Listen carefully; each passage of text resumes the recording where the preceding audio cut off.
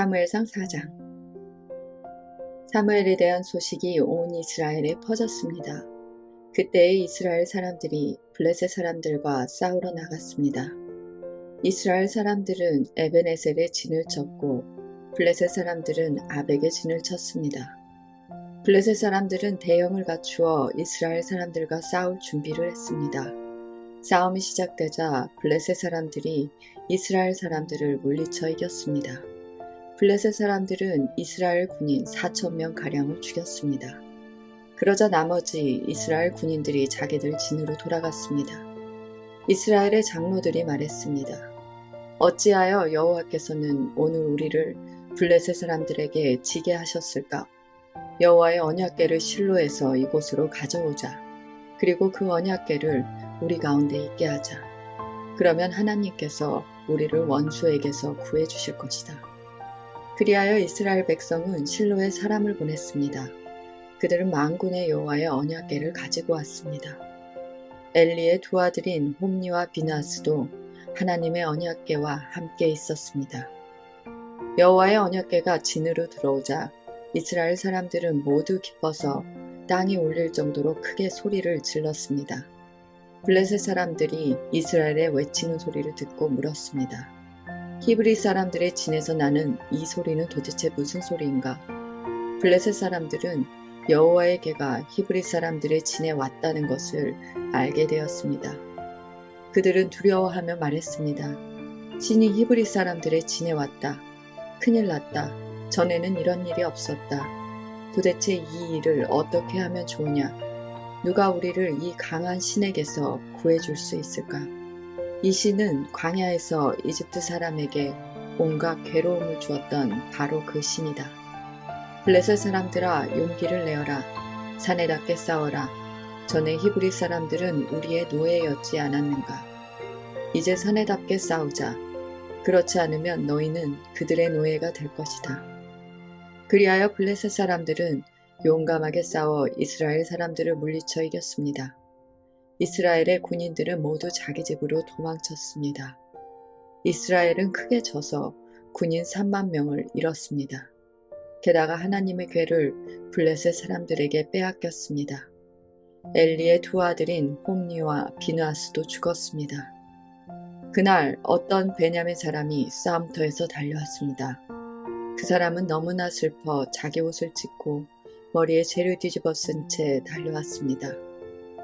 그 사람이 실로에 이르렀을 때 엘리는 길가에 앉아 있었습니다. 엘리는 의자에 앉아 소식이 오기만을 기다리고 있었습니다. 엘리는 하나님의 궤 때문에 걱정이 되었습니다. 베냐민 사람이 실로에 이르러 나쁜 소식을 전하자 마을의 모든 백성들이 큰 소리로 울었습니다. 엘리는 그 우는 소리를 듣고 이게 무슨 소리냐 하고 물었습니다. 베냐민 사람이 엘리에게 달려와 사실대로 이야기했습니다. 엘리는 그때 98세였으며 앞을 보지 못했습니다. 베냐민 사람이 말했습니다.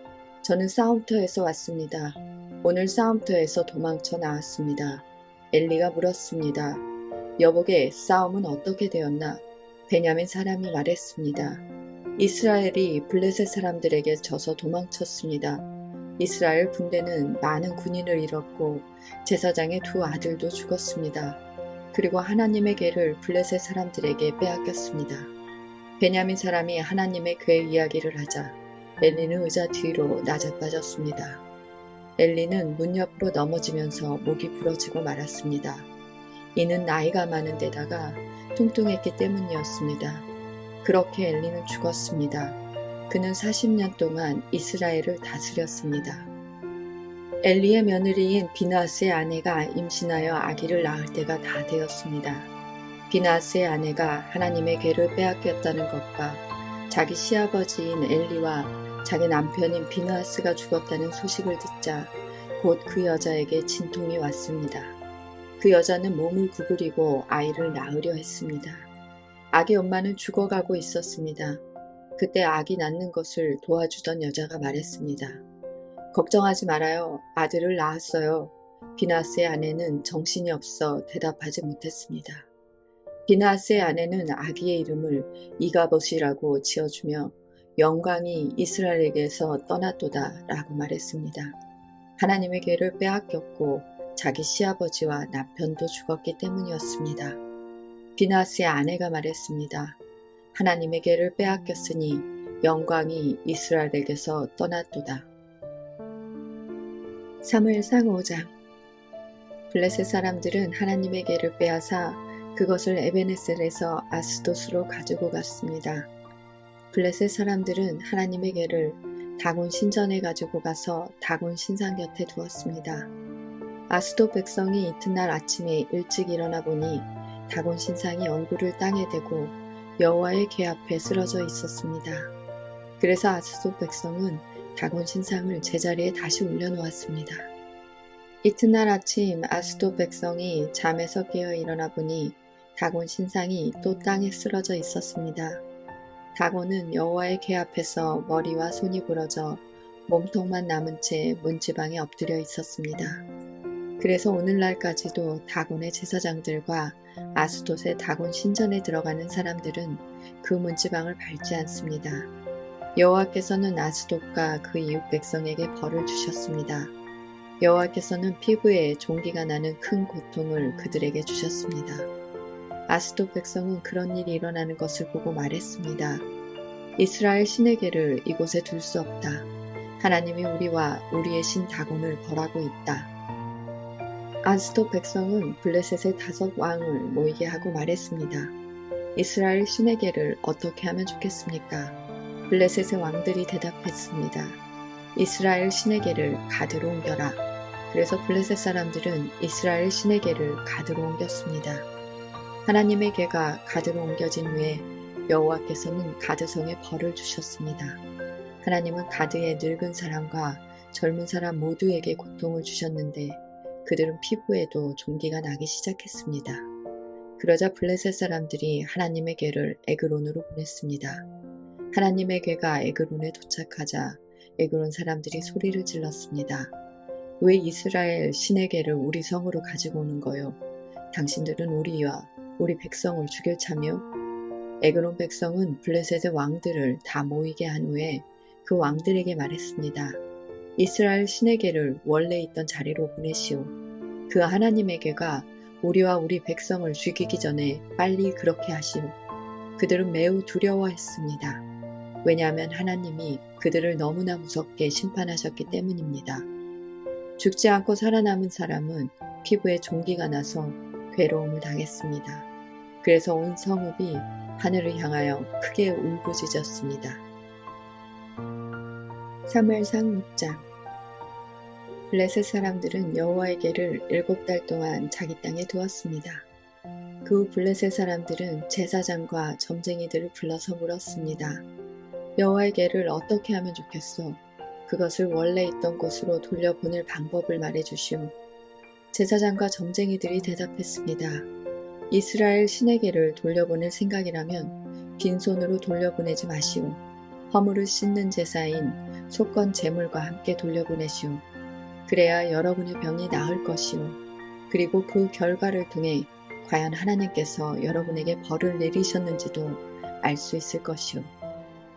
블레셋 사람들이 물었습니다. 이스라엘의 하나님께 속건 제물로 무엇을 드리면 좋겠소? 제사장과 점쟁이들이 대답했습니다. 피부에 난 종기와 같은 모양으로 금종기 5개를 만드시오. 그리고 금쥐 5개도 만드시오. 금쥐와 금종기의 수는 블레셋 왕들의 수와 같아야 하오. 왜냐하면 똑같은 병이 여러분과 여러분 왕에게 닥쳤기 때문이오. 이 나라를 망치고 있는 종기와 쥐의 모양을 만드시오. 그것을 이스라엘 신께 바치시오. 그리고 이스라엘 신께 영광을 돌리시오. 그러면 이스라엘 신이 여러분과 여러분의 신과 여러분의 땅에 벌 주신 것을 멈추실 것이요. 이집트 백성과 파라오처럼 고집을 부리지 마시오. 하나님께서 이집트 백성에게 심하게 벌을 내리신 후에야 이집트 백성이 이스라엘 사람들을 나가게 한 것 아니었소? 여러분은 새 수레를 만드시오. 그리고 새끼를 낳은 지 얼마 안 된 젖소 2마리를 준비하시오. 그 젖소는 아직 멍에를 메어본 적이 없는 것이어야 하오. 그 젖소들을 수레에 메고 새끼들은 집으로 돌려보내시오. 새끼들이 자기 어미를 따라가게 하지 마시오. 여호와의 궤를 수레에 올려놓으시오. 그리고 금종기와 금쥐들도 상자에 담아 궤 곁에 두시오. 그것들은 여러분의 죄를 용서받기 위하여 하나님께 드리는 속건 제물이오. 수레를 곧장 앞으로 나아가게 하시오. 그리고 수레를 지켜보시오. 만약 수레가 이스라엘 땅 벳세메스 쪽으로 가면 우리에게 이 큰 병을 주신 분은 여호와가 확실하오. 그러나 만약 수레가 벳세메스 쪽으로 가지 않으면 이스라엘의 하나님이 우리에게 벌을 주신 것이 아니라 우연히 우리가 병들게 된 것으로 보면 될 것이요. 블레셋 사람들은 제사장과 점쟁이들이 말한 대로 했습니다.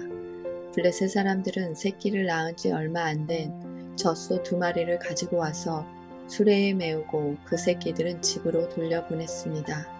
블레셋 사람들은 여호와의 궤를 수레에 올려놓고 금쥐와 금종기들이 든 상자도 수레에 올려놓았습니다. 그러자 소들은 벳세메스 쪽으로 곧장 갔습니다. 오른쪽으로나 왼쪽으로 치우치지 않았습니다. 블레셋의 왕들은 소들의 뒤를 따라 벳세메스의 경계까지 갔습니다. 그때 골짜기에서 밀을 베던 벳세메스 사람들이 눈을 들어 여호와의 궤를 보았습니다. 여호와의 궤를 다시 보게 된 그들은 매우 기뻤습니다. 수레는 벳세메스 사람인 여호수아의 밭으로 와서 큰 바위 곁에 멈추어 섰습니다. 벳세메스 사람들은 수레의 나무를 잘라냈습니다. 그리고 소를 잡아서 주께 제물로 바쳤습니다. 레위 사람들은 여호와의 궤를 내려놓고 금쥐와 금종기가 든 상자도 내려놓았습니다. 레위 사람들은 그 2상자를 큰 바위 위에 올려놓았습니다. 벳세메스 백성은 그날 태워드리는 제물인 번제물과 희생제물을 여호와께 바쳤습니다. 블레셋의 5 왕은 이 모든 일을 지켜보고 그날 에그론으로 돌아갔습니다. 블레셋 사람들이 보낸 금종기는 여호와께 바치는 허물을 지는 제물인 속건 제물이었습니다. 금종기를 보낸 마을의 이름은 아스돗, 가사, 아스글론, 가드, 그리고 에그론입니다.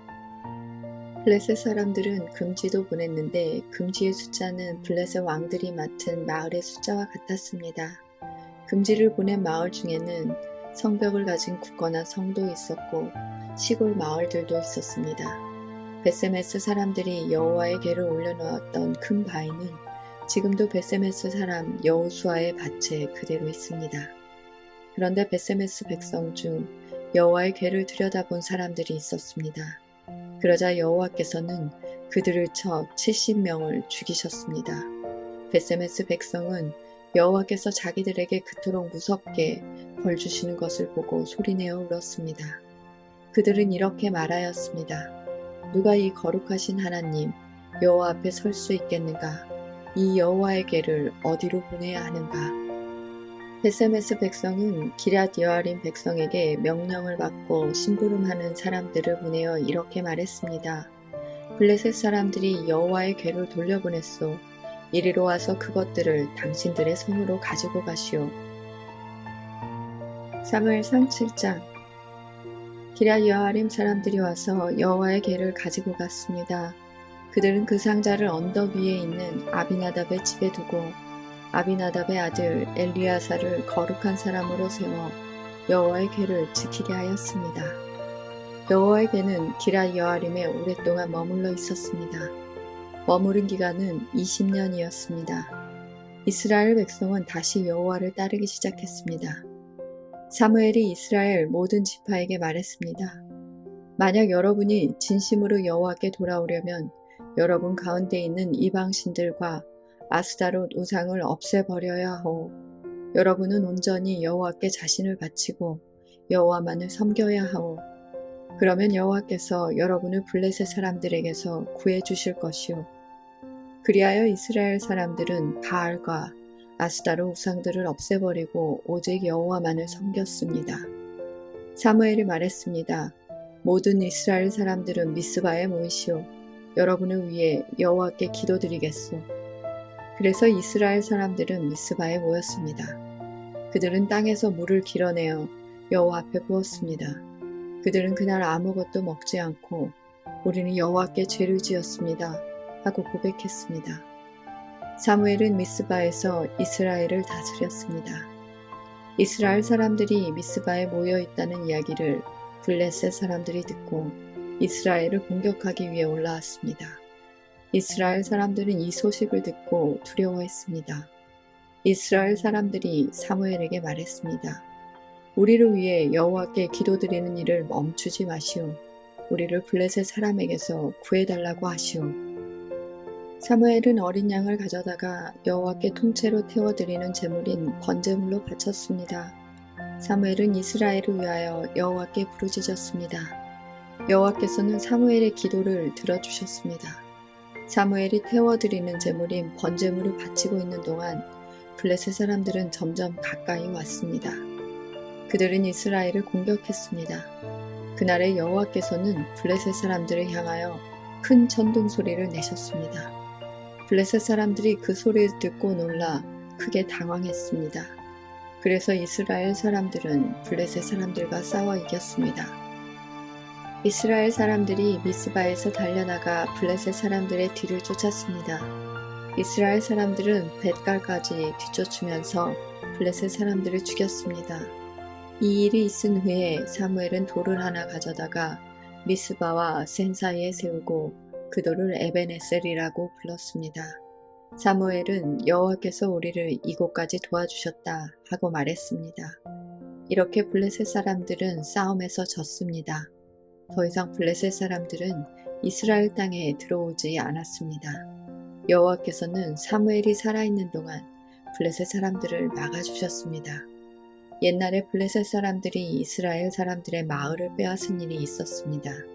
그러나 이스라엘 사람들은 에그론에서 가드까지 그 마을들을 다시 찾아왔습니다.